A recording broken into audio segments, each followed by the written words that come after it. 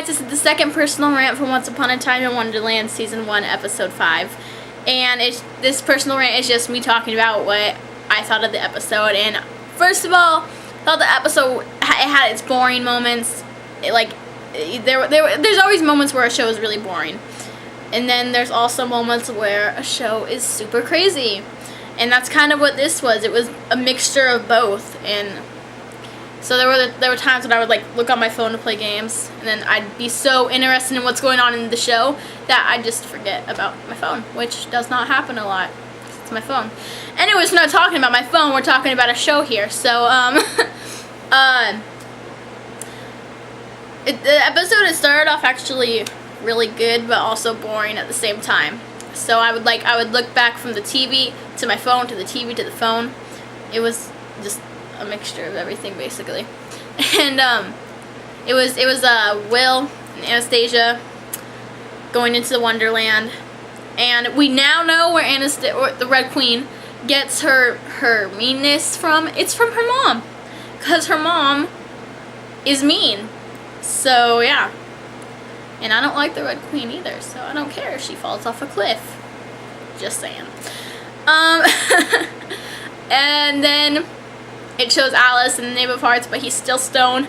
So I hate that so much because it sucks. He's like the most him and Cyrus are probably the most interesting people on that show. And one isn't locked up anymore, and one isn't stoned anymore, so it works out perfectly. Oh, spoiler alert.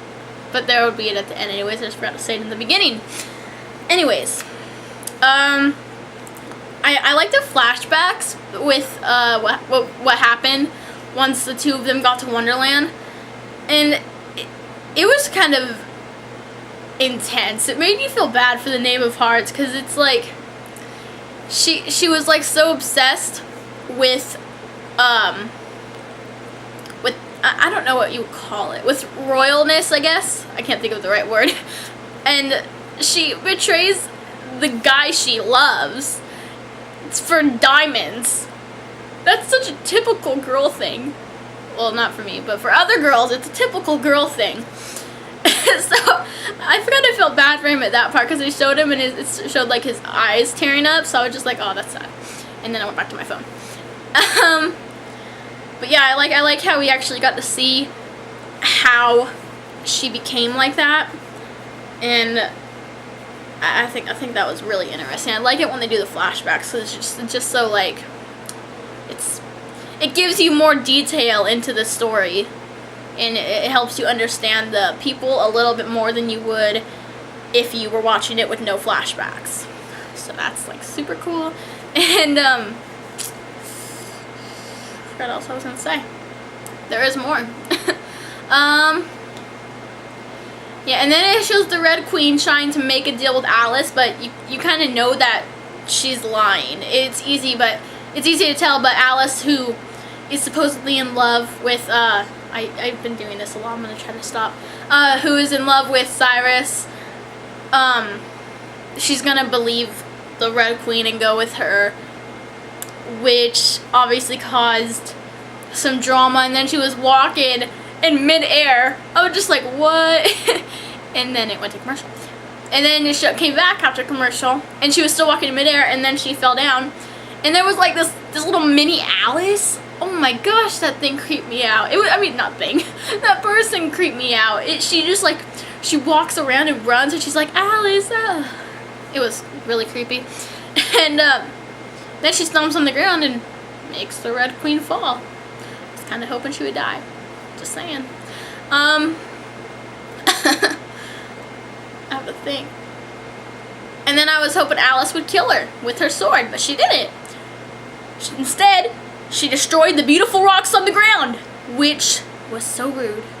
You don't destroy rocks. I'm just kidding. I don't care. Destroy whatever you want. But yeah. I gotta think.